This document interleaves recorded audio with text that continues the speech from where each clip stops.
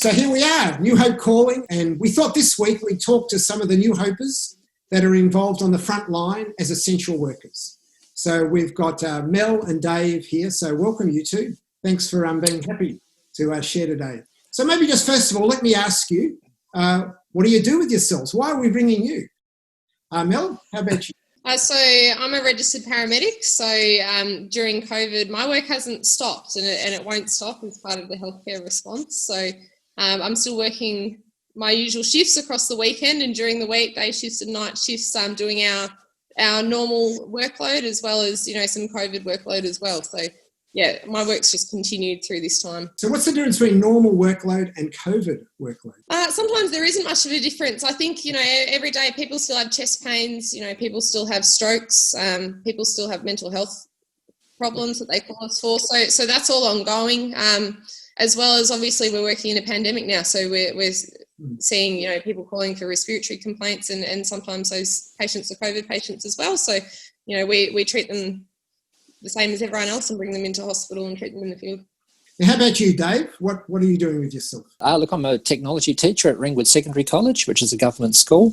Look, us teachers, we've been, working pretty hard. Coming home to remote learning, we've had to scale down the work. So, we're still wanting to, go at the same pace, but we have to slow things down. So, there's a lot of typing, waiting for a reply, just finding the words so I can just capture my audience, and it's been really good. So I've kind of been converted from a classroom teacher to a tutor. That's how I feel. So how's that been? I mean, you say slow down. I mean, wow, I thought it might have sped up.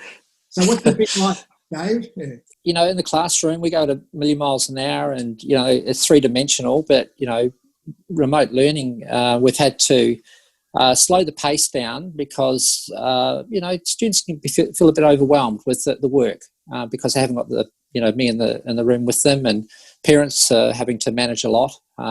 So we've just done it bite-sized.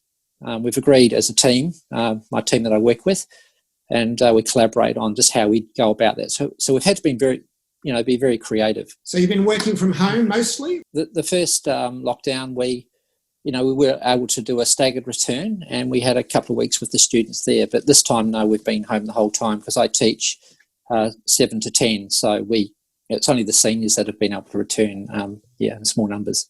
Now, how about you, Mel? So, I mean, it's been a mixture of things, but I mean, easier, different, harder, I don't know. What's it been like? I think for most people this time's been different. As I said, our usual work continues, but there's an added element now with responding in a pandemic. So I think I think most of us are still enjoying work and we like going to work and seeing our colleagues. That's been a positive of being able to continue to work at this time. But there's definitely added pressures as well. Thinking about COVID a lot of the time, it becomes a part of your work life, a part of your home life. So that's something I think that most of us have really had to learn to deal with. So do you have to wear like PPE outfits a fair bit or differently on and off? Or it must be crazy. Yeah, I think we're wearing a lot of masks now, which is pretty new, and you'd probably see in the media as well people wearing gowns or the Tyvek suits, which can look pretty confronting as well. But that's just become a normal part of our day now. Keeps us safe and keeps other people safe as well. So have you felt safe? Yeah, look, I reckon different people would have different answers to that. I think wearing the PPE definitely makes you feel more safe. But I think there's always an element of anxiety during all of this as well, or an element of stress to it as well. But overall, I do feel safe. I feel like the PPE I'm wearing protects me and we do all the right things and we're cleaning in special ways for the COVID pandemic. So, certainly a lot of things have changed. So just within yourself, Mel, and I guess just as you reflect, I mean, it's been many months now. Are there things that, you're going to take from this time, things you've learned, reflections? Yeah, I think with the lockdown and everything, I think we've all sort of had a bit of time to stop and think about what's really important. So I know for a lot of us, it's our social lives and our family and our friends and our pets and that sort of thing as well. So I think it's certainly given me a lot of time to kind of slow down and regroup and really evaluate those sorts of things in life. Has God sort of used any of this to, highlight anything? Yeah, it's been interesting to think about that. So Joss and I are part of a small group, and we've been talking about how we've got so much more time now, but our relationship with God, and unless you really sort of put in that extra time and that effort and energy with God, it's much the same. So it's interesting when you sort of strip away all of the added kind of pressures and busyness of working during COVID. And, a lot of the time we're actually spending a lot more time at home now. Our relationship with God, I think, still takes effort, and it still takes really dedication and commitment and like any relationships and work. So I've really been reflecting on that. I think in the past, maybe I've said, I've been really busy, and things can sort of get in the way of your relationship with God. But now all of that's stripped back, I don't really have much more excuses. So it really sort of reveals what my relationship with God is really like at its core, now that I don't have sort of other things to distract from it, which is, I think, it's actually been really interesting. And I think it's been an experience that friends of ours have had as well, that we've been talking to them about. So definitely given me a lot more time to really consider my relationship with God, and a lot more time to think about doing devotions, spending time in prayer, spending time in worship now that we're not going to worship services as well, and what worship now looks like at home, which is quite different. But I think it's definitely challenged me to actually take a lot of sort of personal responsibility for my relationship with God and what that actually looks like and what my walk with Him is like. Well, that's all really important stuff, Mel. How about you, Dave? I had parent-teacher interviews this week. I had 8-minute interviews that started at 11 a.m. and went to 7 o'clock at night.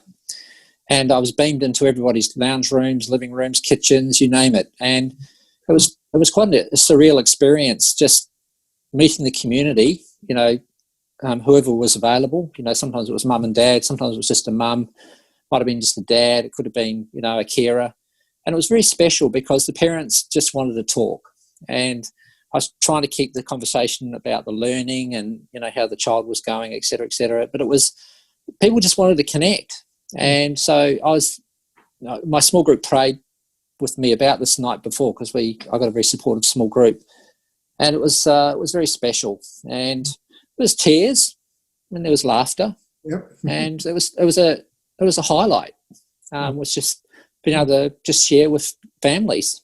And we just talked about the future, and I tried to focus on the skills that was being gained out of this remote learning, and that they'll be useful in the future, whatever shape that's going to be. Anything that you can see you're going to take from this time, maybe in the months ahead, this time next year? All this technology is helping. I've certainly had to look really closely at what I teach. So the written materials, I've had to go over that. So, I'd really like to just slow down, going back to whatever that's going to be, and take a bit more time. I don't know what that's going to look like. Look, we've been praying for you guys, and our church has been praying often for people that are sort of having to deal with the pressures in different ways, and that certainly includes the frontline essential workers. Maybe Mel, give us a couple things just that'll help us as we keep praying for you and for other paramedics and other people in the health services. Yeah, I think praying for healthcare workers at the moment is really important. So things that I've been praying for, and I think we'd love other people to be praying for, is prayer for us as we work. I think prayer that healthcare workers would stay safe at work. Prayer for, I think, energy and persistence. Like this is quite a long marathon, I think. And I think also prayer for some joy at work. I think work's a really great place to be, and working in sort of the hospital environment, the community environment, it's actually really lovely to be able to be a part of the community. And I think if we can pray for the healthcare workers to really experience that joy at work, that would be a really great thing during this time as well. How about you, Dave? Look, for the kids that are really struggling, there's a few, and we've all got a couple of students that are finding this really difficult, and that could be for any reason. And just to hope that they can reconnect with their school community. We're doing everything we can. There's a lot of really good support out there. And for my colleagues have found this really challenging because this has been long. And, there's a lot of weariness and just wanting to find some normality. So, for the students and the teachers and that, across the board. Well, look, thank you both so much. This is really good. It helps make it more real and more up to date, and it will help our prayers. And we look forward to seeing how God's going to keep working through you guys. It's wonderful to know that there are New Hopers on the front line, and we're in it together and we're learning together. So bless you so much. Thank you. Thank you, Danny. Thanks.